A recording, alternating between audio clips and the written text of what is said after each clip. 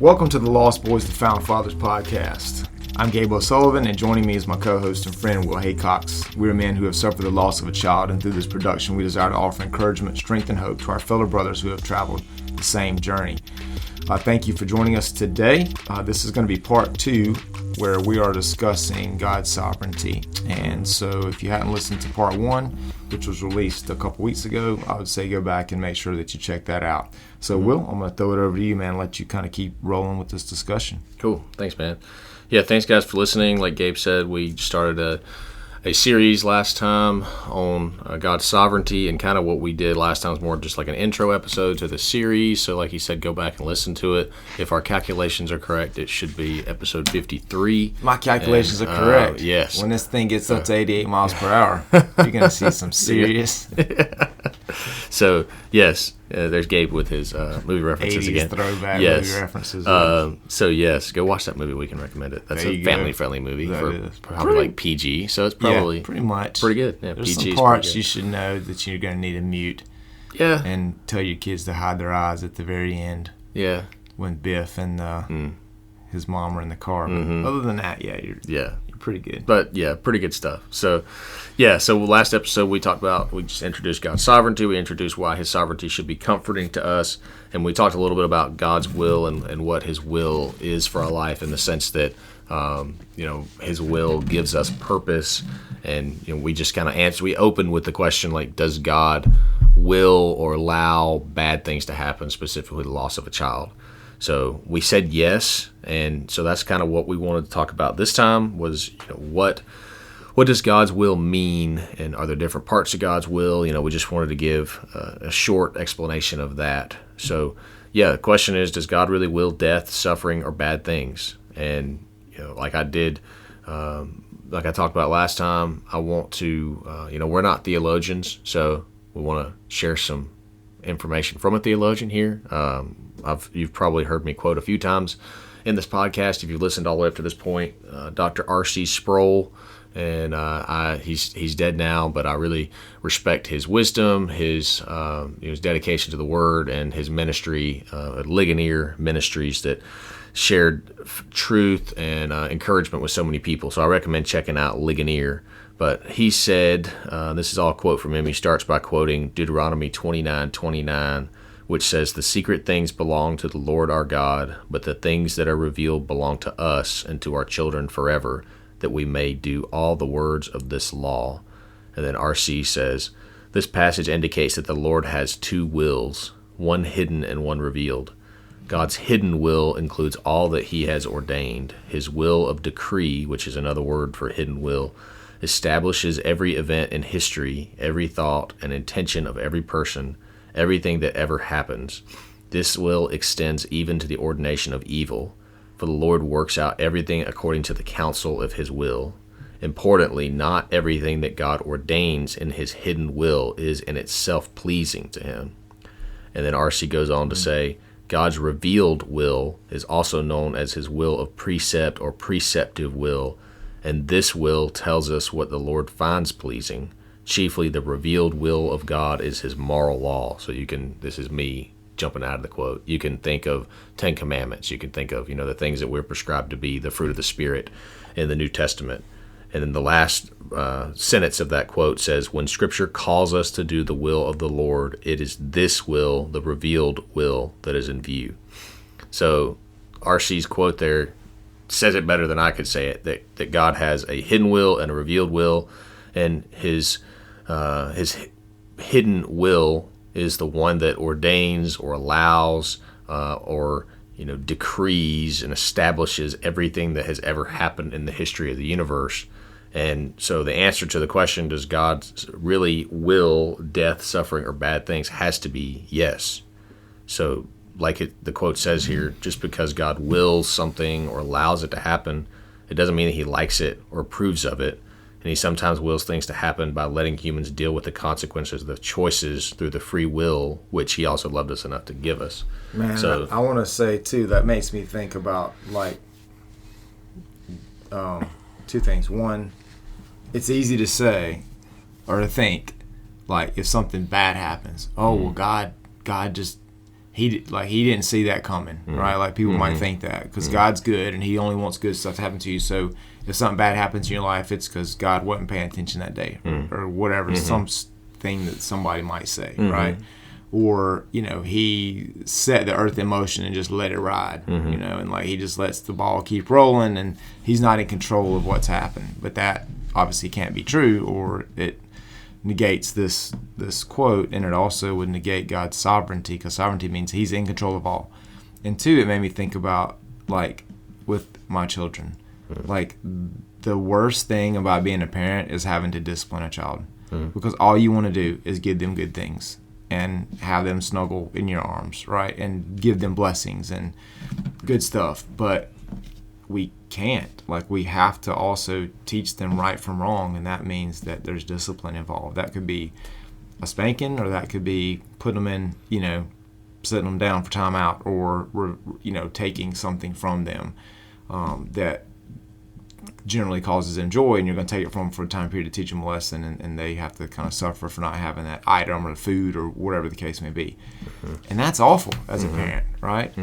And so it's like, I don't want to do those things, but that's part of being a parent, right? And so I think about that with like you said, with God, just because he ordains it doesn't mean that he likes it. And man, I've never really thought about that. I must have zoned out last time we read this quote. So thank you for bringing this up, man. Yeah. I mean, I love RC. If you are a believer or someone that's just seeking the Lord and wanting to know more about him, I could not recommend Ligonier more. There's Ligonier app is Ligonier, or ligonier.org. It's RC is definitely someone the Lord blessed us with his wisdom and his ability to communicate and to teach very well. It's not, if you're a person that doesn't like sermons, or you feel like you get lost in sermons or whatever, RC delivers incredible sermon material in a very teachable way. So it's very easy, very accessible. Now, is this the same guy that made the cola? Probably, yeah.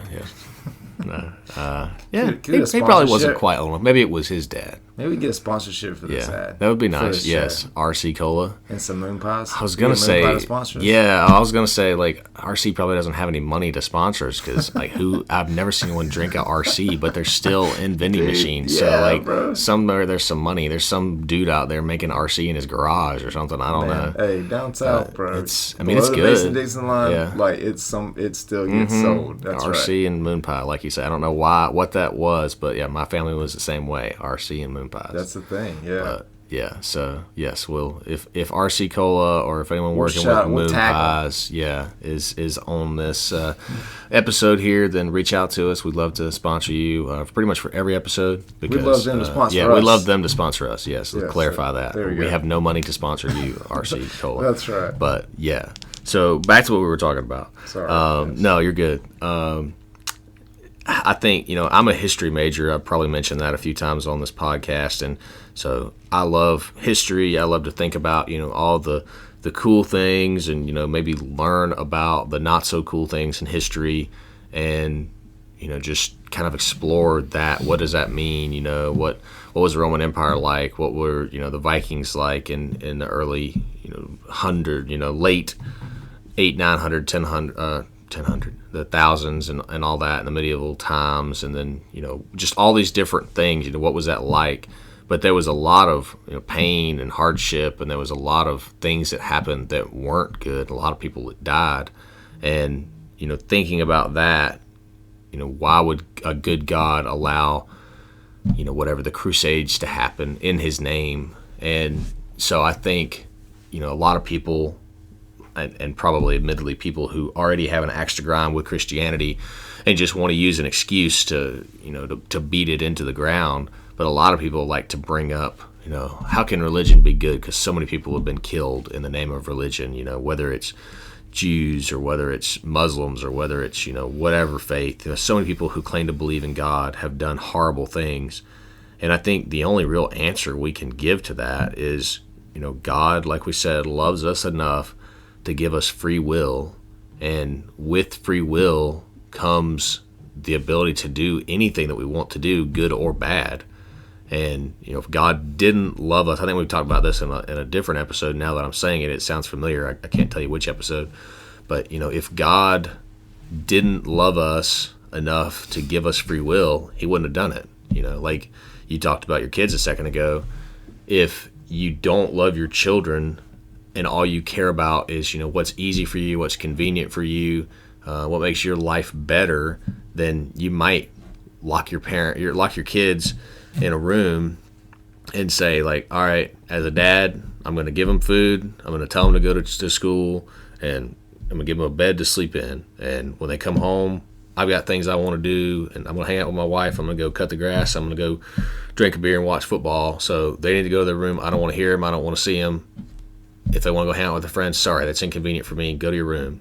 And so, like, you're taking away their free will to do something outside the room. They can still do what they want in their room, but you're taking away freedom from them to make things easier for you. And so I think we could say with decent amount of certainty, if you love your kids as they grow older and become more capable of doing certain things for themselves and, growing into new responsibilities and all that, if you love them, you give them more freedom, and your kids, whatever, they want to dress themselves, and if it's inconvenient for you to let them dress themselves because they might wear something crazy and go to school, then maybe you don't do that. But if you want to give them the freedom to do it, that might mean that one day they go to school or to church wearing, I don't know, polka dot shirt and striped pants or something, and like they look like a fool, but they're 6 years old. They don't care. They wanted to wear what they wanted to wear. They want to wear pajamas to church or something.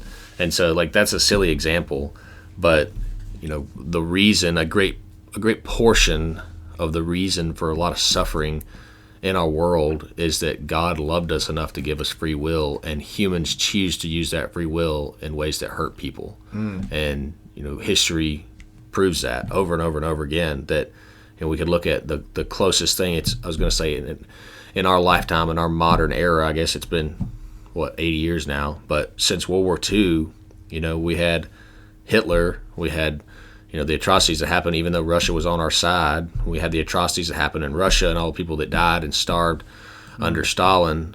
But the Holocaust under Hitler was probably the worst thing that's happened in modern times, or at least the most publicized. And that happened because God gave Hitler and all the people in Germany free will. And the people in Germany could have stood up and said, like, no, we don't like this Nazi ideology. Even before, in the late 1920s and early 30s, when Hitler was gaining power and rising up to be chancellor and all these different things, people, if they were paying attention, he wrote Mein Kampf. So, like, he had it out there, kind of what he was thinking. They could have risen up and said, like, no, we're not going to tolerate this. We don't like where this is going. We have friends who are Jews. We're going to kick these people out of our country. We're going to go back to the other leadership, and we're not going to allow Nazis to be in charge. And the Holocaust would not have happened. But, people either intentionally chose to join the Nazis, or they chose to be quiet and to go along, to get along and all that stuff. And people's free will led to the events happening that created the Holocaust and created World War II. And same thing, not bashing on Germany. There's a lot of horrible things that happen in probably every country in the world because some people chose to do something wrong or chose not to do something right. So, and I think kind of going even back to what we talked about in previous episode of, like, when we see, like you said, that free will has allowed so much sin and so much awful stuff, in the world, but also, that free will has also led to so many people, like, turning from their lives of selfishness and sinfulness and evil. They're turning away from that and turning to the Lord, and then allowing Him to renew and redeem their lives, and then them doing amazing things for the Lord and for humanity in His name, because of their free will too, right? So we, like you said earlier, like, folks like to have some fit to pitch, about Christianity, like you said, about the whatever the case may be, about stuff that's happened bad in the church or the crusades or whatever. But then we don't really usually hear those folks also say, well, hey, what about Mother Teresa, right? And all the amazing things she did. What about, Billy Graham Crusades? What about, Samaritan's Purse that's in Turkey and Syria right now, meeting needs and supplying food, shelter, water, helping or those all efforts. the nonprofits that are, exist even here in Spartanburg. You've got nonprofits that are helping homeless people and helping poor people and children, giving people housing and So that's right. So it's like we have to remember that that's part of God's sovereignty too. Is that there's the good and the bad, right? And that free will plays a big part in that. And again, that is a gift, because it would not be, as you said earlier, it would not be loving, I don't think, to make us automatons. But it is loving that we have the ability to choose. Because if I can't choose whether I love a person, what is that? Right? But the fact that I get to choose shows that that person really loves me and cares about me, because they're giving me that choice. Yeah, I mean, perfect example is your kids. If you're forcing your kids every single night to tell me you love me, give me a kiss, give me a hug. That's what you have to do before you go to bed every single night. You might have to do that when they're 3 or 4 and they're running around being crazy. Our daughter's now 2 and not quite a half, and so every time you take her clothes off to get her ready for a bath or get her ready to change into her pajamas, she just runs around crazy. Just something about being naked for a toddler. It's just I'm naked, I'm free. And they just singing run Free the room. Bird. Yeah, and they're just running around the room okay, now it's time to do anything I want to do but go to bed. So in that age group, you might have to be all right, it's time to calm down, give me a kiss, we're going to bed. Yeah. But you carry that out until they're 8 and 10 and 12 and 16 and all that. You can't, at a certain point, they're not going to, like you said, appreciate that relationship with you. They're not going to love you. They're going to give you that kiss and give you that hug to be done with it and go do the thing they want to do. And so it becomes very routine. It becomes fake. And, God doesn't want that. Clearly from the Bible, he doesn't want a relationship. It says in the Bible, he doesn't want empty offerings. He wants your heart. And so he doesn't want us to just be God, I love you. Thanks for all you're doing. The whole, I don't even remember it, but the saying grace, what is it? This I don't know what it is, but it's just that little rhyming thing that talks about thanks for our bread and whatever. Thanks for this day. Something. I don't know, I shouldn't have brought it up. I didn't know it. Yeah, but it's one of those little quick. Yeah, ABC 1, 2, 3. Thank you, God, for feeding me. Yeah, if that's how you prayed, do you really love? Are you showing that you love God? Are you showing that you care about God? Or are you showing that hey, grandma or great grandma taught me to do this when I was 4 years old, and that's what I've done every time? I don't really know that honors God to just say some little thing over and over again. So yeah, all back to the same thing, that God loved us enough to give us free will. And that's why some bad things happen in our world. So also, God wills bad things because we know God wills bad things to happen because he's sovereign over all things.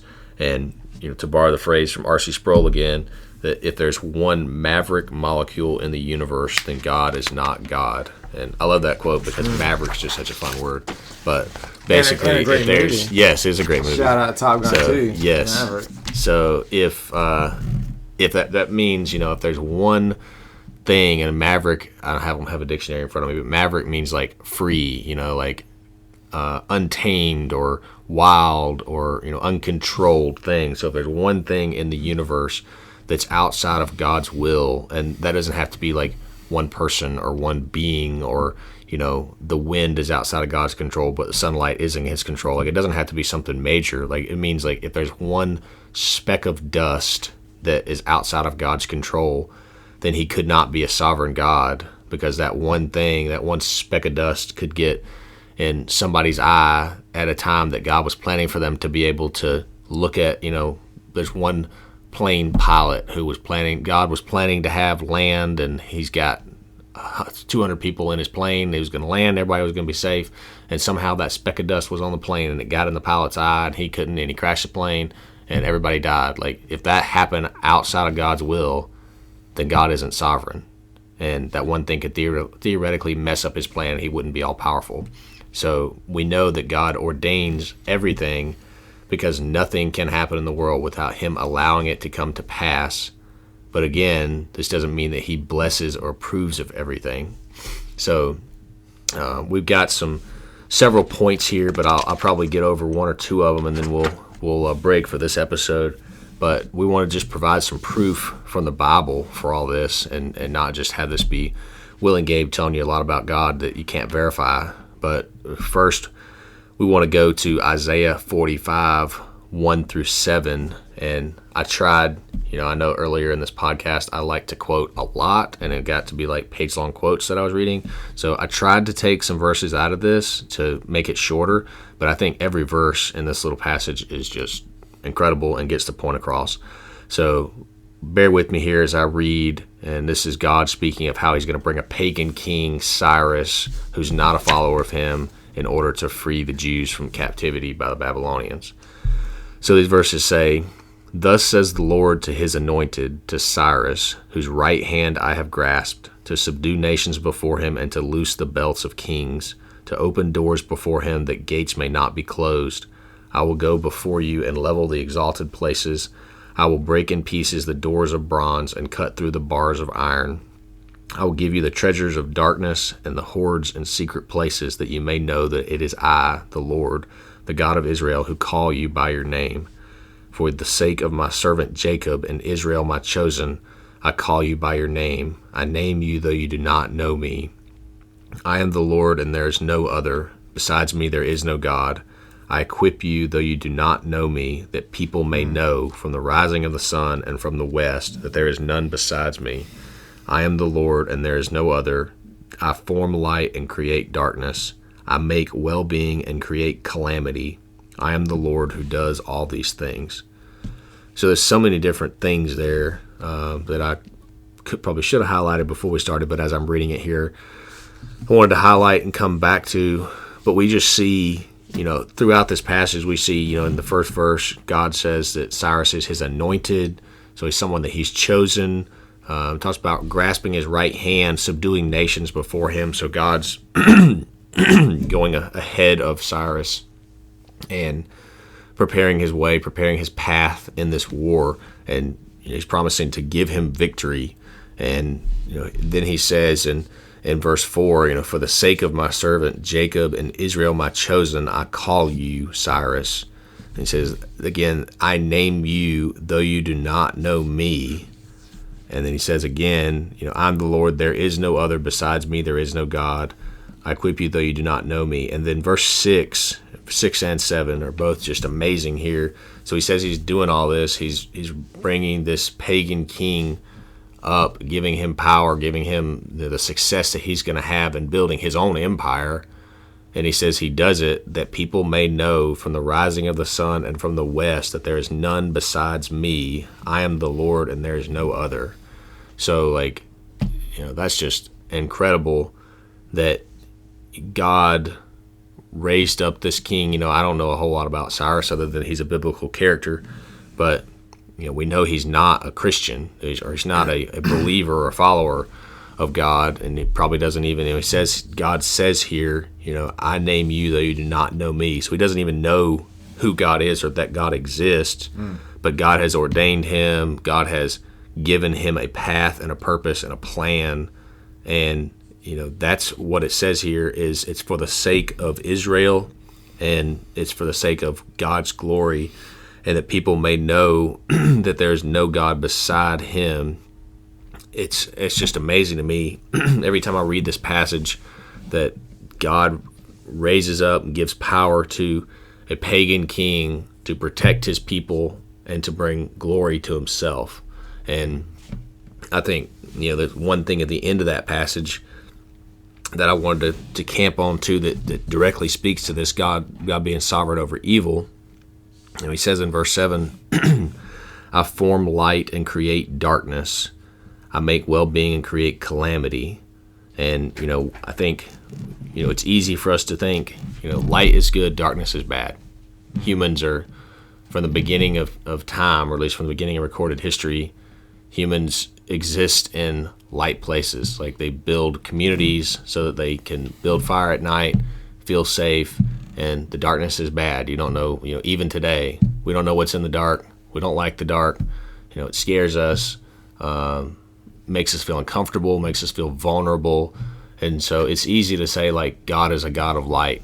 God is a God that, shines light in the darkness and lets us see everything, reveals everything. But also this says, I form light and create darkness. So God creates the thing that we think of as is evil or as a lack of light or lack of good. God is sovereign over that and creates it in places where there is darkness. God has placed it there, and he's placed the light in places that he wants the light. And then the next phrase there, I make well-being and create calamity. I use ESV, and I didn't pull up another translation of this, but I think that sometimes that translation say, I make good and I create evil. And I know in verse 7, I did look up that the Hebrew word for calamity there is the word Ra, and R-A-H. I don't know if that's the correct pronunciation or not, but that word means evil. And this is the same word used in Genesis 2:9 and Genesis 2:17 to refer of the tree of the knowledge of good and evil. So it is the word for evil. And so it says, I make good and I create evil. So God creates and is in charge of and is the one who's sovereign over things that are evil as well. And again, like we already talked about, he does that in a way that, it fits in with his plan for the earth. It fits in with, giving us free will. And it also fits in with, natural disasters or whatever it is. Those aren't things that just happen like you said earlier, Gabe. It's not like this is outside of God's control. He created the world and then he stepped back and there was some flaw in the way God created our atmosphere that caused tornadoes to happen and people to die. Like, he's sovereign over all of that.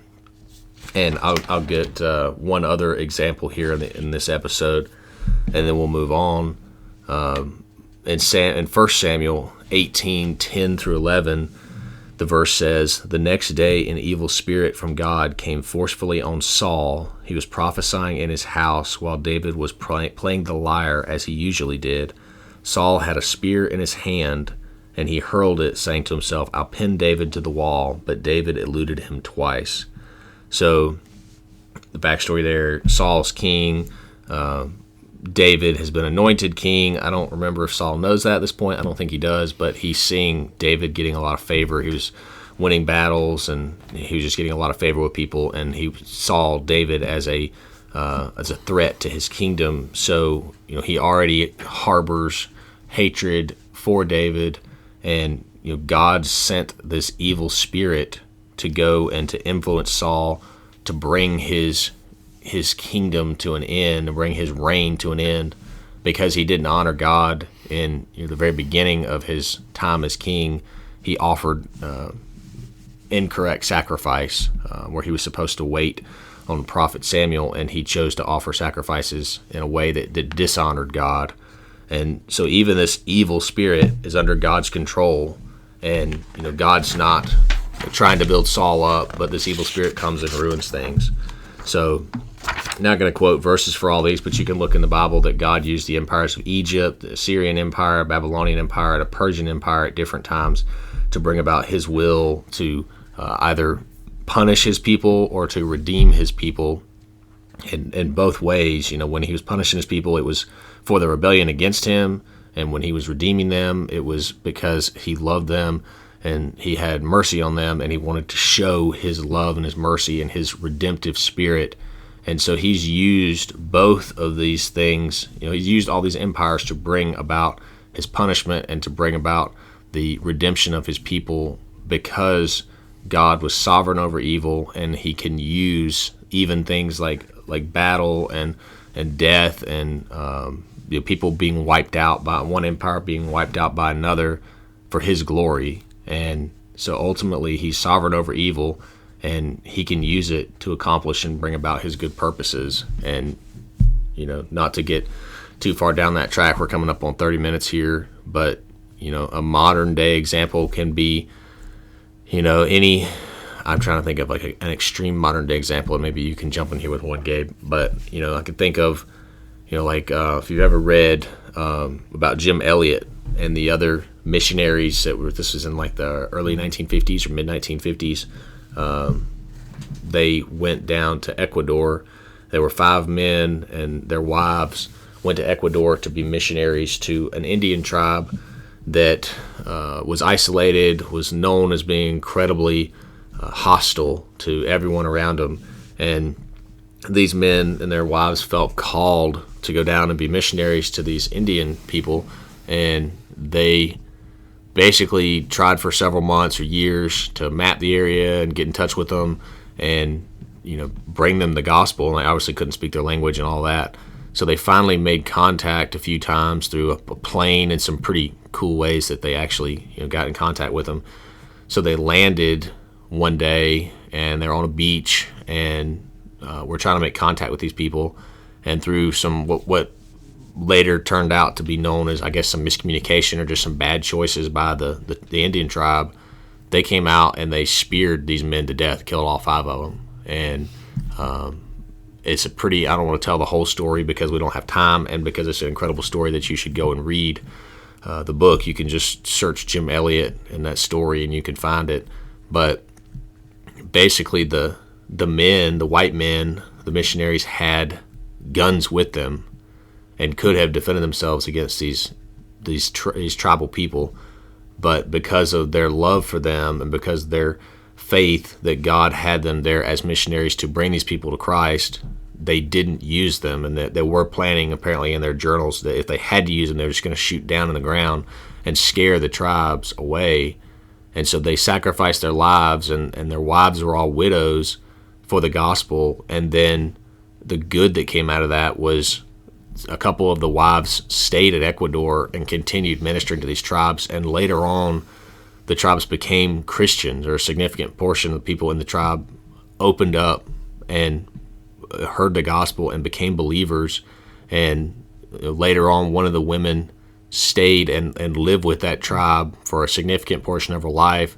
Her kids were raised in that tribe, and they came to be family members. And there's another book written by someone else. I think it's Steve Saint, or Nick Saint, I think maybe is his son, that he took his family. He grew up in Ecuador in those jungles, went back to America, and then he felt a call to go back. And he took his family down there, and so they got to meet a man who killed their grandfather and killed this guy's father, who later, through the love of Christ and the redemption and the healing of Christ, became like a father or grandfather figure to the son of the missionary that he had killed years earlier.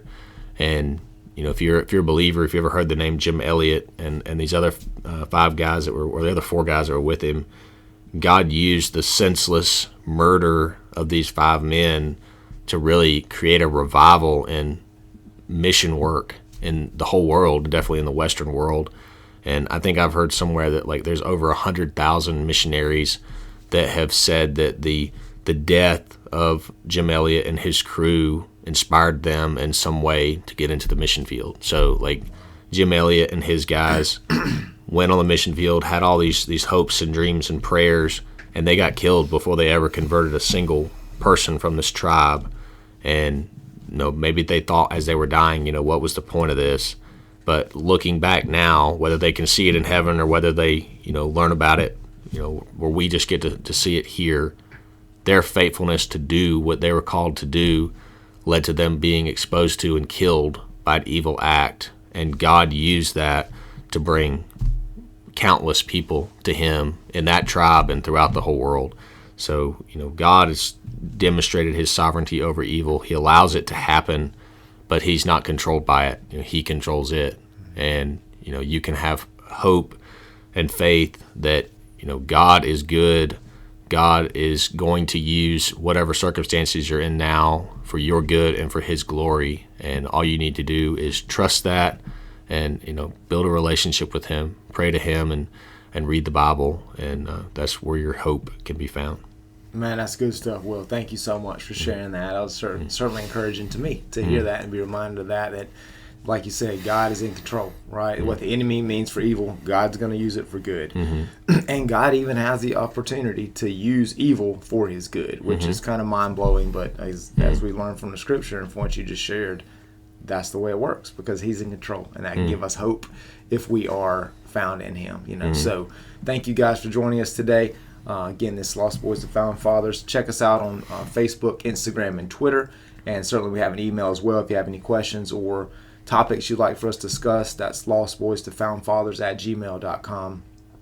You can look for my books, Thy Will Be Done, and Every Little Thing, 6 Small Steps to Perfect Peace. Those 2 different books can be found on Amazon, and the newest one, Every Little Thing, is also available on Apple and on barnesandnoble.com.